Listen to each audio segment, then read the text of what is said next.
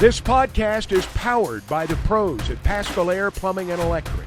Arkansas owned, Arkansas operated. GoPaschal.com. As we welcome in our friend Scott Tabor, we appreciate your time as always, Scott.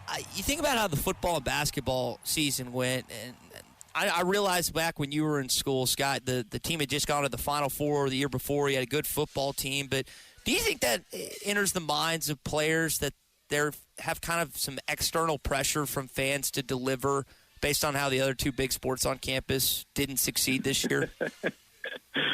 Well, let's just make something clear. There weren't any fans back in the 70s and 80s for baseball, but just the attitude for people in general and for players. I mean, they're kids.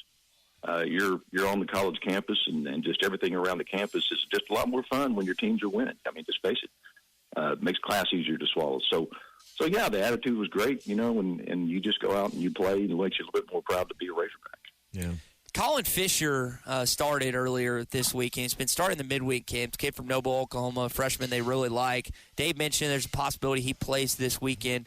When the midweek game's in, what role do you envision him playing for this pitching staff?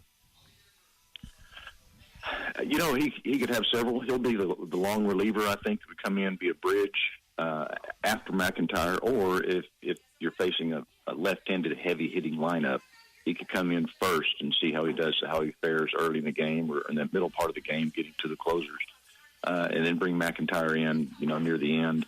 He could be a spot starter because, let's face it, we've been very, very, very fortunate. I'm not going to say it.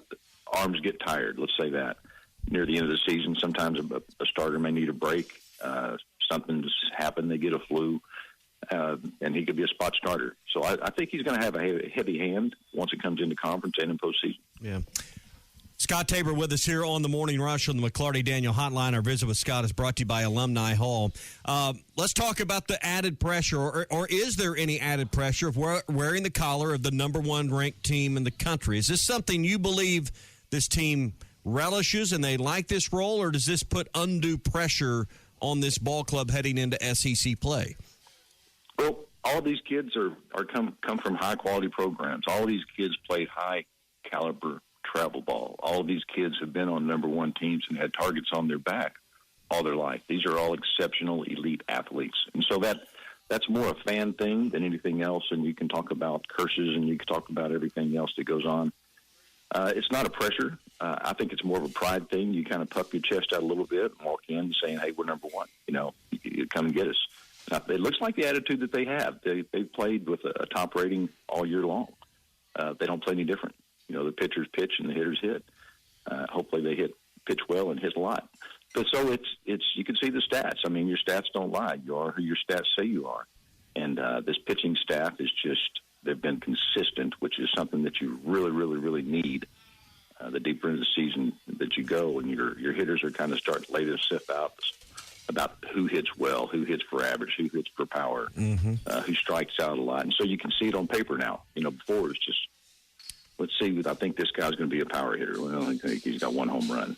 I think this guy's going to be a consistent hitter. Well, he struck out 45% of the time that he hit. So it's on paper now. They can see it. They kind of have a feel for their players, and going into conference, I think they should be feeling really good. 16 games in, you mentioned the hitting. If I hear one comment that's, not glowing about this top-ranked Razorback team, it is some concern about production at the plate. Middle of the lineup comes up. We're 16 games in, as I said. Do we have enough of a sample size now to worry about it? What's your thought, Scott, on kind of how this team performs at the plate top to bottom? Well, Chuck's a big stats guy, and you can look at stats. And I'm looking at stats right now. We got guys hitting 5, 6 guys hitting over 340, 345. 7 guys over 350, I think, or somewhere in that area. That's good. A team batting average of almost 300 all the way up and down the lineup. And so, like I said, you can just look on paper and say, I want this guy, this guy, this guy. But you have to find a place to put them. Peyton Holt, I know, seems like he's kind of the odd man out. Dude's hitting 372. And so it's every hitter's going to have times where they come up and there's a guy on second and third and 2 outs. And you need both those runs, and they don't perform. I mean, that's just part of the odds. You're just not going to do it every time. 1 for 3, you're a 333 hitter. That's great. So it's the guys that that are going to step up, that we'll see as the season goes on, that consistently get that base hit when you need it. And I think that's coming. The hitting seemed like it was a lot further behind than I thought it would be. But I think that's coming, and I think, again, Van Horn has some great problems to solve. Which great hitter, which consistent hitter am I going to put in?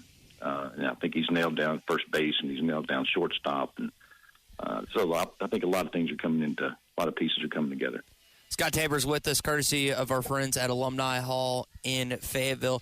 Scott, Tommy mentioned this earlier this week, the prospect of the number 1 and number 2 teams playing each other at the end of the month. LSU coming into Arkansas, and I think it's happened before. I think Clay mentioned Arizona State's coming here, and there was 1 versus 2. But what could that dynamic be like, not just for LSU and Arkansas, but for college baseball and the SEC if it's that early of a matchup at the end of March? Well, if the weather's great, it'll just produce a crazy atmosphere, and that's what you want in college baseball. That's exciting for everybody, and it helps every team in the country for people to get excited watching college baseball. They show a picture of the stadium, a panoramic of our stadium when it's full and playing LSU, and the weather's great, and the beer's flowing, and we're playing well, and they're playing well, and it comes down to a nail-biter. I mean, that's just fun. That's why you, as a player, that's why you play, and as a fan, that's why you buy tickets. That's why you buy tickets. The College World Series is almost a step down from SEC play. And so it's kind of like going from college baseball to minor league baseball. Holy cow, what a difference. Stay in college, kids. Yeah. So I think it's great for everybody. It's having an early season matchup, because those matchups, the numbers really, really do not matter. And you hate to say that, but at the end of the day, they really don't matter. If we take 2 out of 3, or if we lose 2 out of 3, at the end of the year, our ratings. BetOnline is your number 1 source for all your betting needs. Anyway, Get the latest odds, lines, and matchup reports for baseball, boxing, golf, and more. BetOnline continues to be the fastest and easiest way to place your wagers, including live betting and your favorite casino and card games available to play right from your phone. Head to the website or use your mobile device to sign up today and get in on the action. Remember to use our promo code BELIEVE. That's BLEAV for your 50% welcome bonus on your first deposit. Bet online, where the game starts.